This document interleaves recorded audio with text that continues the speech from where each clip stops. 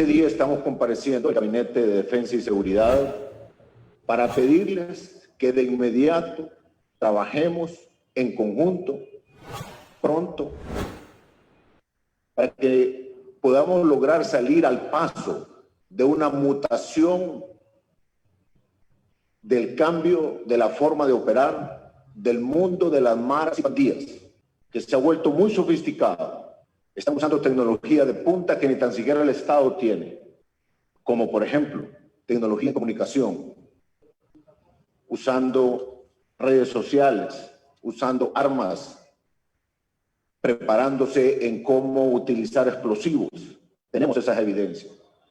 Como parte de un nuevo patrón o forma de operar, ellos han decidido bajar los niveles de extorsión, pero se están moviendo fuertemente a lo largo y ancho de Honduras en lo que respecta al tráfico de droga.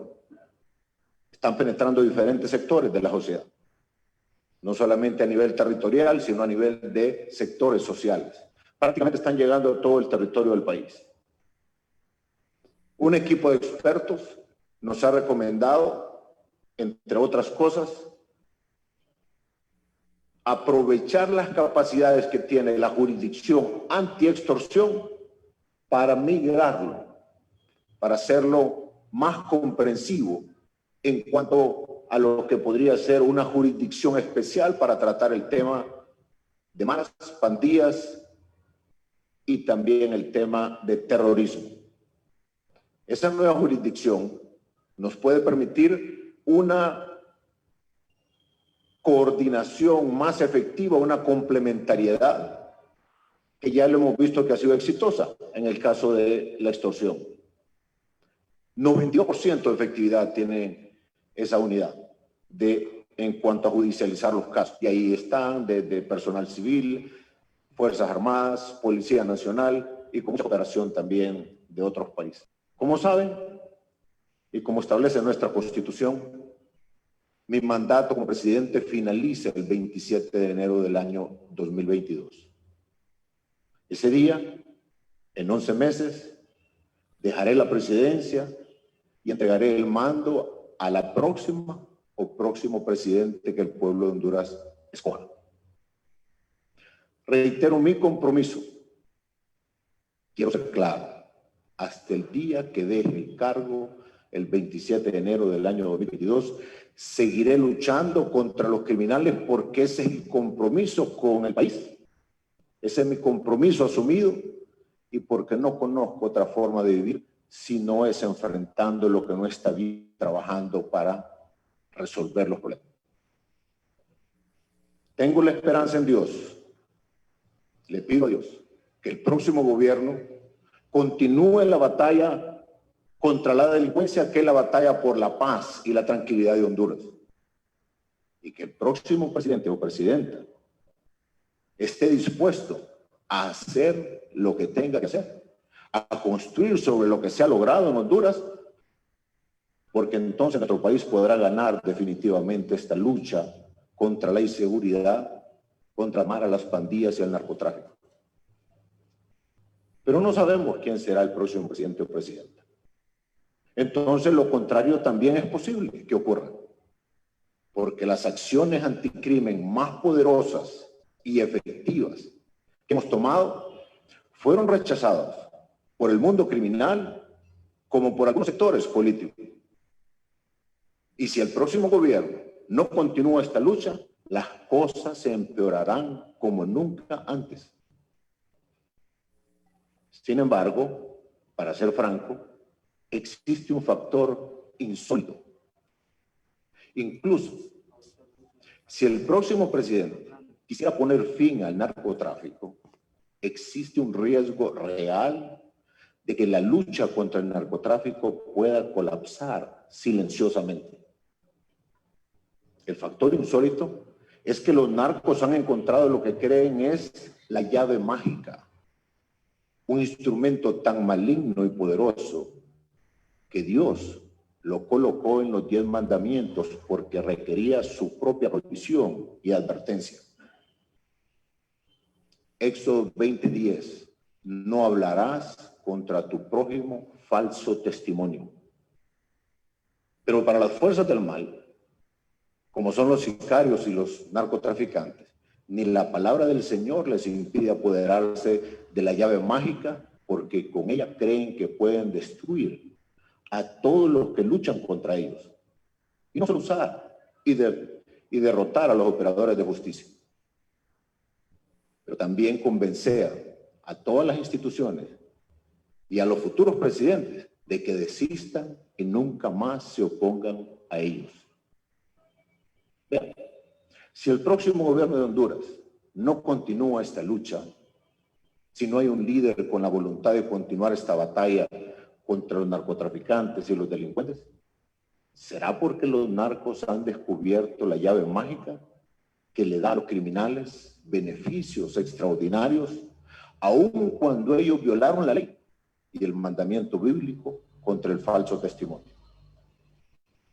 Preguntémonos, ¿qué puede provocar que el próximo presidente o presidenta, quien quiera que sea, no continúe la lucha contra los narcos? Creo que lo sabemos. Eso es lo que pasaría como consecuencia natural si determinadas oficinas en Estados Unidos cometen el error de premiar a los narcos que dan falso testimonio en lugar de aumentar sus penas. Si ese error ocurre, entonces la batalla unificada que hemos llevado conjuntamente con nuestros aliados contra el narcotráfico puede volverse insostenible, porque habrá una pérdida de confianza de que en este proceso contra el bien y el mal prevalece el mal, que la verdad ya no será más poderosa que la mentira. Volveré a ese tema, pero hay algunas cosas que hay que decir porque, como lo he dicho en varias ocasiones, prohibido olvidar. Hoy quiero recordarle brevemente al país y al mundo cómo eran las cosas hace una década y cómo Honduras estaba a punto de convertirse en un estado fallido. Luego quiero describir las medidas históricas que implementamos con varios de ustedes, inclusive aquí, y los compromisos solemnes que se hicieron para salvar a un país. También es importante recordar cuáles fueron los grupos y sectores sociales, políticos que se opusieron, junto con los narcos y las pandillas, a toda medida importante contra el crimen, como son la extradición, creación de policía militar, la depuración de la Policía Nacional, inclusive cambiar el sistema carcelario del país. Bueno, ¿dónde estábamos? ¿Cómo fueron las cosas? Es fácil olvidar cómo eran las cosas antes, cuando los aviones de la droga llenaban los cielos de Honduras como insectos voladores en un día caluroso. Hace menos de 15 años, la Embajada de Estados Unidos aquí en Honduras dijo que el gobierno de ese entonces estaba tan estrechamente vinculado al crimen organizado que era imposible una estrecha cooperación entre las fuerzas del orden. Los carteles de la droga y las pandillas operaban con total impunidad. Y si en alguna ocasión iban a la cárcel, no importaba mucho, porque controlaban las cárceles. Hace menos de 10 años, Honduras tenía la tasa de homicidios más alta del mundo. La extradición no existía, no estaba permitido. La Policía Nacional en buena medida estaba corrompida y penetrada por el crimen organizado. A tal grado, fíjense bien, que según narcotraficantes confesos se asociaron con altos funcionarios policiales para asesinar al entonces director de la lucha contra el narcotráfico.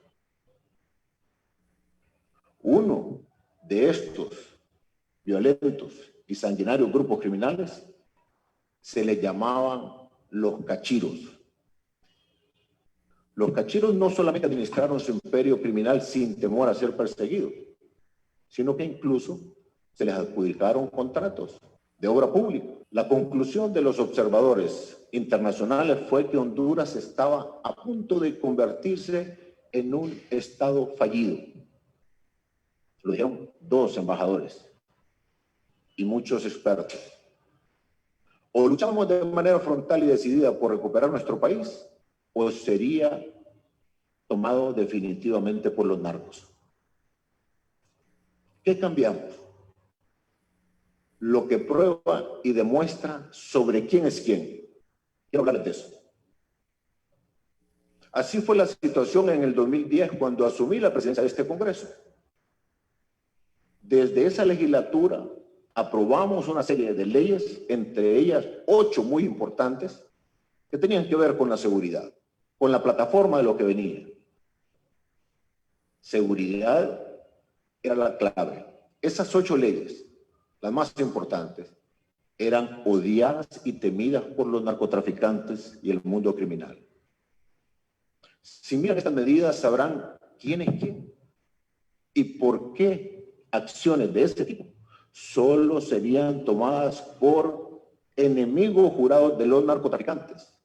Y pronto quedaría claro que los narcos lo entendieron. Aprobamos leyes para confiscar los activos del crimen organizado. Y seamos claros, el control del decomiso de bienes no estaría en las manos del presidente. Estaría en manos del Ministerio Público y del Poder Judicial. Nuevamente, se puede ver quién es quién, porque nadie vinculado al narcotráfico o intimidado por los narcos jamás lucharía por confiscarle los bienes a estos criminales. Eso fue lo que hice. Y los narcos me vieron hacerlo. Incluso, en el año 2013, se decomisó a los cachivos sus bienes, siendo esta una operación de las más grandes en la historia de la región centroamericana. Reformamos la Constitución para permitir la extradición.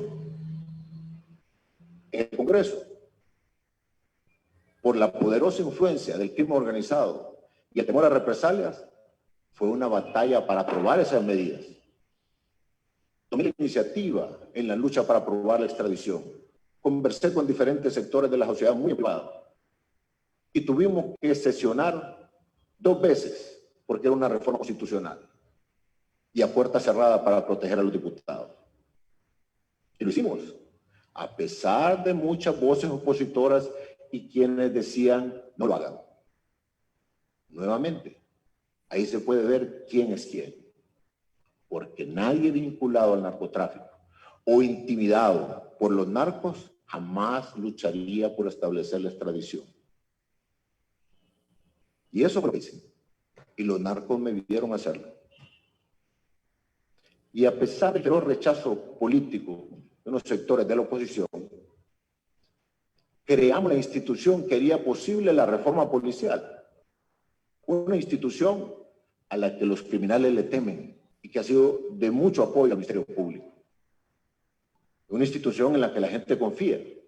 Me refiero a la Policía Militar del Orden Público. Y recuerden esto, los narcos tenían buena parte del control de la Policía Nacional en esa época. Les gustaban las cosas como estaban. Una vez más se puede ver quién es quién. Nadie vinculado al narcotráfico o intimidado por los narcos jamás lucharía por establecer la policía militar. Y eso fue lo que hice. Y los narcos me vieron hacerlo. Luego, después de que fui elegido presidente de la República, porque ya teníamos a la Policía Militar del Orden Público, iniciamos un proceso de depuración de la Policía Nacional. La transformación de la policía fue histórica y ha sido reconocida internacionalmente como un modelo a seguir. No solo se destituyó a más del 40% de la policía y se destituyó a 6 de los 9 altos funcionarios, sino que si quieren saber quién es quién, es importante mirar el método que utilicé para hacer la transformación policial. ¿Qué es lo que hice? Crear una comisión de sociedad civil, personas fuera del gobierno, que junto al ministro se les dio el poder y la autoridad para determinar quiénes serían destituidos y quiénes se quedarían, y cómo armar el proceso de fortalecimiento policial. Y ustedes, el Congreso, nos ayudaron en eso. Es importante observar que a propósito, intencionalmente, decidí crear un proceso en el que yo no tendría el control. Y seamos claros, nadie relacionado con el narcotráfico, intimidado por los narcos, jamás depuraría una fuerza policial criminalmente penetrada de tal manera que no pudiera proteger a su gente ni remover sus oponentes. Pero así es como lo hice. Hice esto para demostrarle al país y al mundo que estábamos creando una policía independiente y profesional en la que los hondureños pudieran confiar y que los criminales no controlarían, y también los narcos vieron eso. Ese es el mismo principio que apliqué con respecto a la extradición. Vean, las solicitudes de extradición provienen del Departamento de Justicia de Estados Unidos o de cualquier otro gobierno y pasa directamente a Cancillería, que es parte del Poder Ejecutivo. Cuando asumí la presidencia, di instrucciones de que toda solicitud de extradición recibida por el gobierno debería ser entregada inmediatamente a la Corte Suprema de Justicia, que no pasaran 48 horas, sin demora, sin discrecionalidad o injerencia de la Cancillería o Casa Presidencial o cualquier institución del Poder Ejecutivo. Y eso se ha hecho. Hice esto para demostrar al país y al mundo y a los narcos que este presidente, que luchó por obtener la aprobación de la extradición, rechazaría cualquier intento de influir en ese proceso.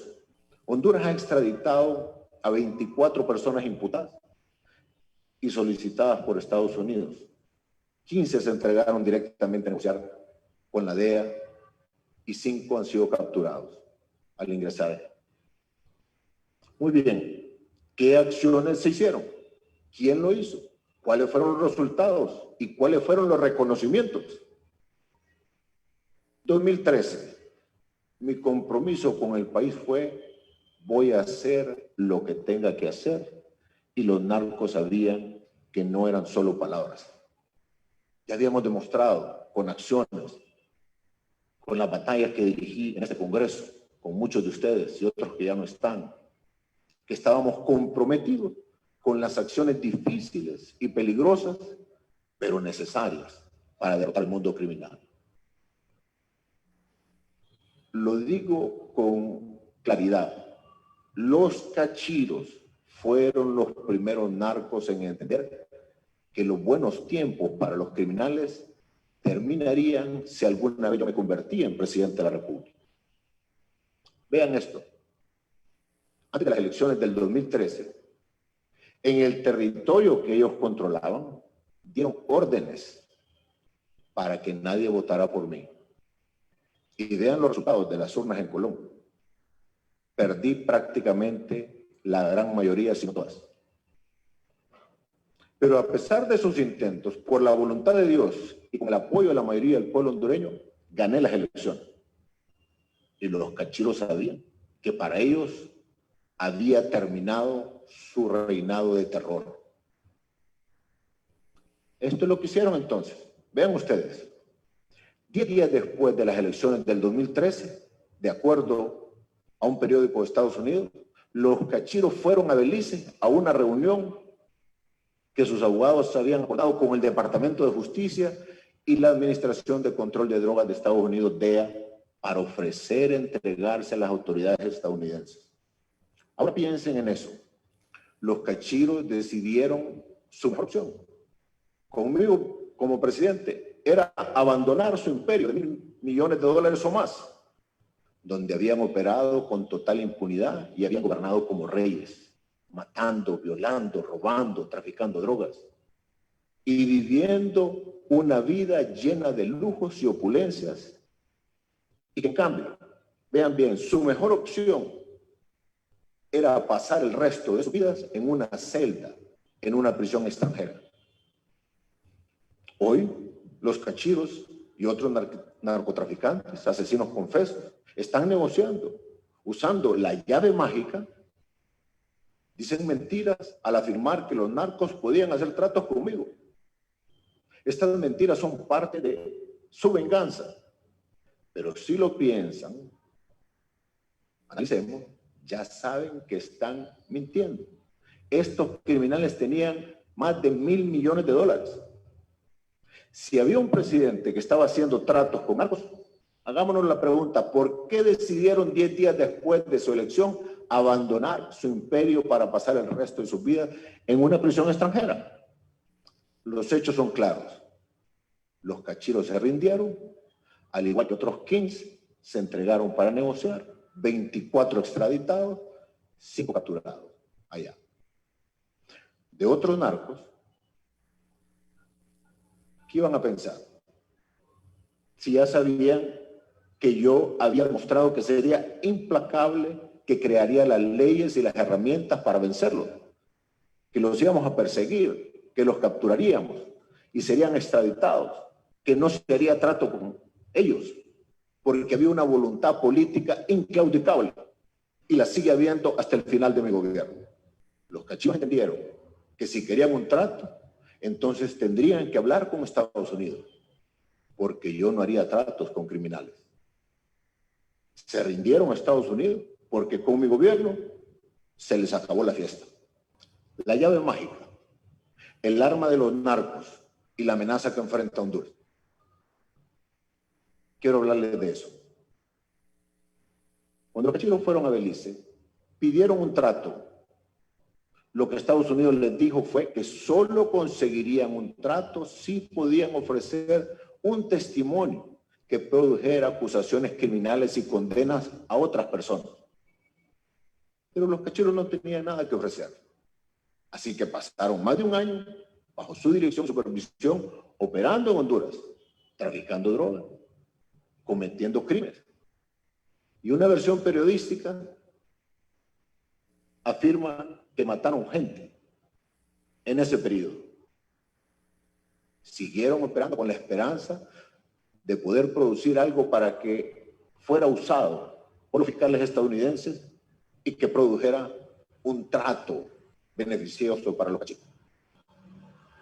Pregunta, ¿qué querían que Estados Unidos les diera? ¿Residencia en Estados Unidos? ¿Protección para sus familias? ¿Para poder quedarse con parte de su riqueza y activos criminales? Y para ellos mismos una reducción de sus penas de prisión. Y volveré al último punto sobre una reducción en sus sentencias de prisión. Y había una cosa más que querían los cachitos: venganza. Querían venganza contra las instituciones, contra el presidente, contra funcionarios, contra ciudadanos que habían destruido su imperio criminal y que no iban a hacer tratos con ellos. Y fue entonces cuando los cachitos descubrieron la llave mágica. Encontraron una solución que creían les permitiría vengarse, les haría bajar las condenas y al final produciría el colapso de las alianzas e instituciones que habían impedido que los narcos tomaran el control de Honduras. Los cachitos llegaron a la conclusión que podían utilizar testimonios falsos para hacer arreglos con Estados Unidos. Que si se determinaba que el testimonio era útil, probablemente sería creído, incluso si no podían presentar ninguna prueba física o documental que respaldara ese testimonio. Eso fue lo que pensaron. Uno de ellos ha confesado 78 homicidios, 78 asesinatos, pero creen que sus palabras valen por sí mismas. Tendremos que ver qué pasa. Los cachitos, de la manera más obvia, han estado mintiendo repetidamente. No tienen ninguna evidencia que respalde sus mentiras. Los cachitos aún no han sido sentenciados. Oigan bien, no han sido sentenciados aún. Y en teoría, el sistema estadounidense no otorga beneficios ni reducción de sentencias si el testimonio es falso o si durante el periodo del acuerdo han cometido delitos. Sin embargo, hasta ahora los cachitos no han sido sancionados por mentir. Al contrario, se han visto motivados a hacerlo para reducir sus condenas, que su familia vivan impunemente en Estados Unidos y que se hayan quedado con buena parte de sus ganancias que obtuvieron con luto y dolor y la sangre del pueblo hondureño. El evento crítico que tenemos por delante, que determinará si la alianza contra el narcotráfico es sostenible o no, será ver si los cachiros reciben reducciones en sus sentencias a pesar de que han mentido o, como dice la versión periodística, si durante ese periodo han cometido delitos ordenados. Han confesado 78 muertes y de acuerdo a esa versión periodística, para ser francos, son varias. Dicen que durante el proceso de negociación con la DEA asesinaron a un ciudadano de Colombia. Pueden recibir beneficios por mentir. Significa que la llave mágica funciona, que en realidad pueden realizar magia. En este caso, magia negra. Si los narcos han descubierto una llave mágica que puedan usar para obtener beneficios para ellos mismos y vengarse de los hondureños con solo dar falso testimonio, eso cambiará todo. En ese momento, la pregunta es, ¿qué líder hondureño estará dispuesto a arriesgar todo en la batalla para salvar a nuestro país de los narcos y del mundo criminal? Aunque mi gobierno mantendrá la colaboración y la cooperación internacional hasta el último día.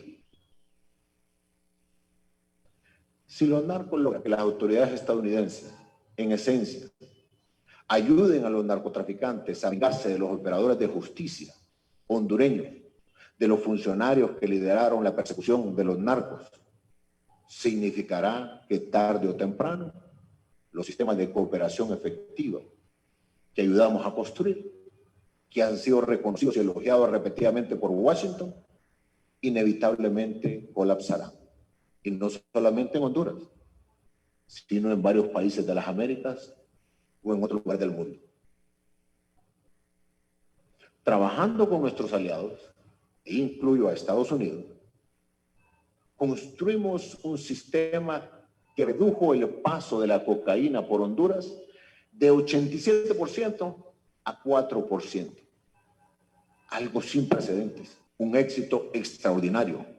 Y esto no lo digo yo, o no lo dice el gobierno de Honduras, lo dice un informe del Comando Sur de Estados Unidos y lo dice el Departamento de Estado de Estados Unidos. Solo este año recién pasado, el 2020, de acuerdo a los datos de la Fuerza de Tarea Conjunta, el Comando Sur, en el año 2019, 80 toneladas, año 2020, 75 toneladas, una reducción del 8%. Porcentaje en el 2019, 4%. Porcentaje en el 2020, 3.73%. Lo más importante de todo, porque la vida de los hondureños y de cualquier persona es preciosa, logramos lo que la mayoría pensaba era imposible. Se redujo la tasa de homicidios a más de la mitad, a casi un 60%. Tengo una sugerencia. Sugiero que le haga una pregunta a todos los candidatos. ¿Cuál es esa pregunta? ¿Y a quiénes? A los candidatos que piden apoyo para convertirse en presidente o diputado. La pregunta que deben de hacerles es esta. ¿Continuará nuestra lucha contra los narcos? ¿La continuarán aún sabiendo que si es efectivo en esa lucha, si envía docenas de narcos a los Estados Unidos, si limpia la policía de policías corruptos, si extradita, si confisca los bienes del mundo criminal, si persigue a los narcos hasta que huyan de la tierra donde nacieron, si cortan a más de la mitad la tasa de homicidios y si recuperan la esperanza de un país que la había perdido? ¿Harán esto aún sabiendo entonces los narcos que los narcos se vengarán de ustedes? Y no solo que intentarán matarlos, sino que parte de su venganza será acusaciones absurdas, ridículas y maliciosamente de ser un narcotraficante. La pregunta es saber todo esto. ¿Seguirán haciendo lo que se tenga que hacer por Honduras? Cualquier candidato que esté dispuesto a decir que sí, merece su apoyo. Muchas gracias. Que Dios les bendiga, bendiga a Honduras. Gracias, señor presidente, junta directiva, jefes de bancada. Estamos construyendo, estamos trabajando.